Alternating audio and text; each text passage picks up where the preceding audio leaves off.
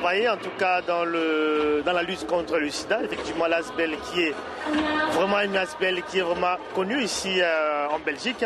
Est-ce que vous pouvez nous parler un tout petit peu de votre association? Depuis quand l'ASBEL est née? Ça va faire 5 ans qu'on a commencé au fait à s'occuper des personnes séropositives parce que notre combat, on s'est dit déjà par rapport à moi-même, il y a des gens autour de nous que moi j'ai perdu dans la famille, les gens très proches qui étaient morts du sida, et le sida on n'en parlait pas parce que ça fait toujours honte, il y a un tabou autour de la maladie. Alors on s'est dit avec mon ami Francis que ce serait mieux au niveau de la communauté de faire une association pour s'occuper des personnes et en parler, les informer sur la maladie et le traitement. Voilà, c'est un peu ça. Qu'est-ce que vous faites concrètement dans la lutte contre les sida? Vous faites quoi? Vous menez quelle action? Concrètement, ce qu'on fait, on fait des journées de sensibilisation, des journées d'information. Donc quand on dit information, ça veut dire qu'on organise des journées avec les médecins où on peut parler du sida, du traitement, de la prise en charge des malades. Et dans notre quotidien, on suit les malades. C'est-à-dire quand les malades viennent à l'association, on les accompagne à l'hôpital, soit en pharmacie, dans leur vie au quotidien, les gens qui sont proches des malades, parce qu'il y a ceux qui sont infectés et ceux qui sont affectés par le virus. Ceux qui sont affectés, c'est les familles qui ne savent pas comment s'occuper de leurs proches. Alors, on les parle. Le sida, ce n'est pas une maladie contagieuse, parce que souvent, les gens ont peur. Alors, c'est un peu de vulgariser en fait, la maladie et en parler avec des mots qui sont faciles et simples. Oui.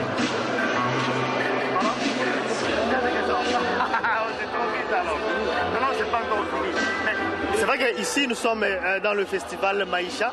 Vous êtes partenaire en fait de ce festival Maïcha. Ça fait 5 ans que le festival existe. Mais comment est-ce que vous collaborez finalement avec ce festival?